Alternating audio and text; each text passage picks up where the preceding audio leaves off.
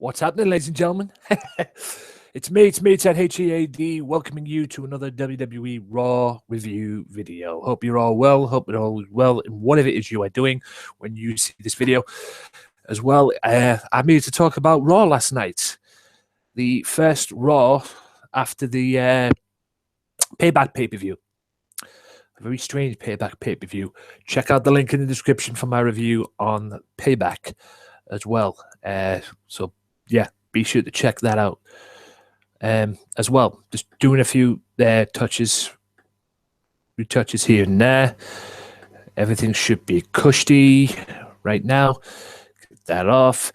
And now we get down to business, guys. We get down to business talking about Monday Night Raw, which took place May 2nd of this year and took place right after the Payback pay-per-view, like I said, and kicked off this week with Shane and Stephanie coming out and Kevin Owens confronting them.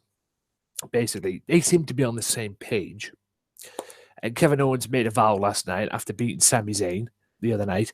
He wanted a shot at the Intercontinental Championship. However, that got interrupted because the James Bond of the WWE, Cesaro, old Swiss Superman, wanted a rematch because of what happened. Sami Zayn and Kevin Owens fighting and, you know, basically costing Cesaro the Intercontinental Championship. He wanted another opportunity. So Shane and Stephanie, maybe Shane, I don't know, but Shane and Stephanie came to an arrangement where they put Cesaro versus Kevin Owens. The winner gets a title shot.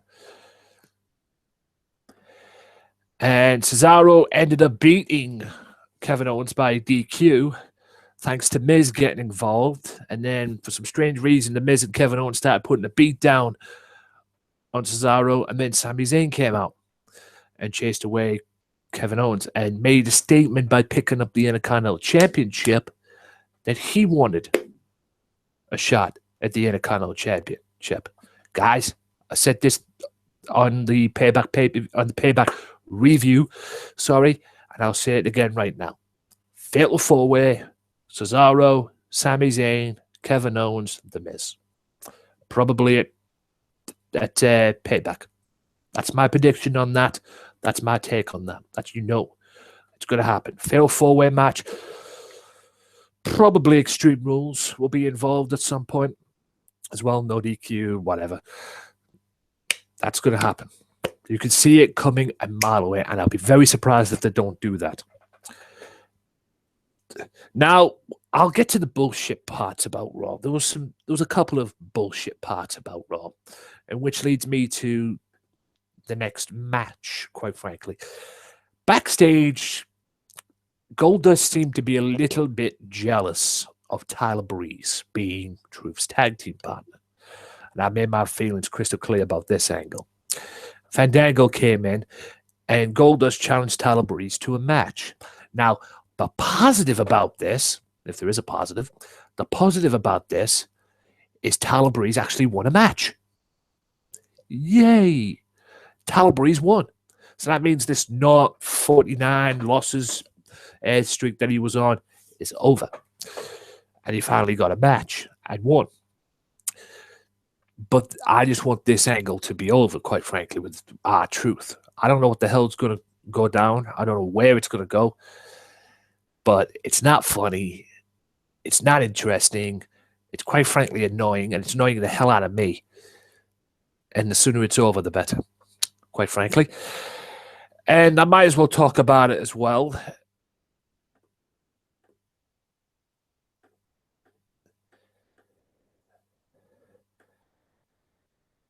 Now, you know what? I'll do that later. The tag team champions, the New Day, came out and were interrupted by the Vaudevillains and then the Dudley Boyz. However, Big Cass came out and wanted some revenge on the Vaudevillains because he blames the Vaudevillains for Enzo having that injury. If you didn't see Payback, go and watch Payback and you'll know what the heck I'm talking about. And now all of that led to a match where the Vaudevillains teamed with the Dudley Boyz, and they joined forces against the New Day and their tag team partner, Big Cass. And Big Cass managed to get the victory for the team. And it's been stated that the Vaudevillains will challenge the New Day for the tag team championships. I knew this was going to come to it. However,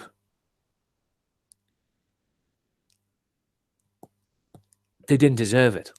They don't deserve the shot. They didn't earn the shot. They didn't beat Enzo and Cass. A bottom rope, middle rope combination beat Enzo and Cass, quite frankly. So hopefully that will change. At the moment right now, it's the Vaudevillains and the New Day. I don't see that being a tag team matchup. So I think that'll be a triple threat tag team match or something. Should Enzo and Cass come back, well, should Enzo and Mo come back in charge following that concussion. But we'll see. Anyway, the 8-man tag, Big Cass and the New Day beat Dudley's and the Vaudevillains. Emma gets a win over Becky Lynch, despite the fact that Charlotte and Ric Flair ended up addressing the situation with the Chicago Screwjob. And all of that led to something that Stephanie did, which was very positive, quite frankly. Natalya put Ric Flair in the sharpshooter, which was probably one of the greatest things I've ever seen. It's one thing Brett doing it, but I never thought Natalya would do it. But anyway, that was after slapping the piss out of Ric Flair as well. But all of that led to what Stephanie booked, because at Extreme Rules, it's going to be Charlotte defending the Women's Championship against Natalya in a submission match. Okay? And this time, Ric Flair is banned from ringside, so Daddy won't be getting involved. Charlotte will have to do it on her own. So basically, the match at Extreme Rules is figure 8 versus the sharpshooter, which is great. I can't wait to see it. So we're going to find out which submission is superior. Going back, Emma beat Becky Lynch, which was good. Nothing really much about that match, quite frankly. Them two seem to be having a little bit of a feud. Stephanie cancelled the Ambrose Asylum, and it seems it's not over between Chris Jericho and Dean Ambrose. I am sick and tired of this angle. I don't mind them two going at it, Chris Jericho and Dean Ambrose, but this feud was based off the highlight reel versus the Ambrose Asylum, and it seems the highlight reel is back this Thursday night on SmackDown. Sami Zayn being involved on that one. So, I'm considering what happened last week on SmackDown. It's the end of the League of Nations split. However, that didn't seem to stop Rusev, because he managed to win a Battle Royal. And the Battle Royal to determine the #1 contender for the United States Championship. Are WWE going back to the old Rusev? That dominant Rusev. All right, he's not going to be Russian anymore. But that dominant Rusev that is now, the Bulgarian brute Rusev. That monster that he can be. And he's going to be challenging Kalisto at some point for the United States Championship. After getting rid of Zack Ryder, I knew Zack Ryder wouldn't win it, although I was hoping, considering what they did to him after WrestleMania. But I was hoping for it, but I knew Zack Ryder wouldn't win it. I was very surprised that Sheamus got eliminated. I thought Sheamus would have won it. Baron Corbin, who was also in the match, is still beefing with Dolph Ziggler. That feud's not over by a long shot. And, Rusev won it. But like I say, are we seeing the old Rusev, that Russian sympathizer monster Rusev that was dominant up until he fought John Cena? Oh, by the way, he's back May 30th. So will we see this new, this new Rusev, the old Rusev revamped a little bit? And will he be United States champion? It'd be interesting to see. But Kalisto has been on fire as well, so I've got no complaints with Kalisto being the champion. Women's champion already done. And that led to the main event, which was made earlier on when Roman Reigns confronted AJ Styles. And then the Usos got involved. Roman Reigns teams with his buddies, the Usos, the cousins, in fact, against AJ Styles and Anderson and Gallows. That's right, the proverbial Bullet Club match. Phenomenal six-man tag. Every pun intended on that. Phenomenal six-man tag. And AJ managed to get the victory with the springboard forearm that he's been doing lately. And they ended up getting the victory over the Usos. And then after the match, Gallows and Anderson wanted to beat down the Roman Reigns. They held Roman Reigns. Yeah, they said AJ used the chair. AJ didn't use the chair. However, one of the Usos did on AJ's back. And then AJ used the chair on the Usos as well. And then took a Superman punch for his trouble. It's going to be interesting, Extreme Rules. It really is. And not only that, I could see an Extreme Rules match down the pipelines with Usos and Gallows and Anderson, to be honest. I know they've already had a match. I can see another one down the pipeline. All in all, a very okay Raw. Very good Raw. Not the best Raw I've seen. Not the one that, I was excited about. I thought they would have done the six-man tag or pay-per-view, done something different towards that and then made that six-man tag for a pay-per-view. Because I expected to see that pay-per-view sometime at Battleground, like a Battleground pay-per-view. Or maybe Money in the Bank, I don't know.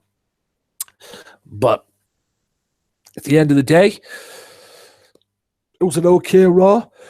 I will give it a 6 out of 10. 6 out of 10, 3 out of 5 again. Nothing really impactful on it for me. Nothing really caught my eye.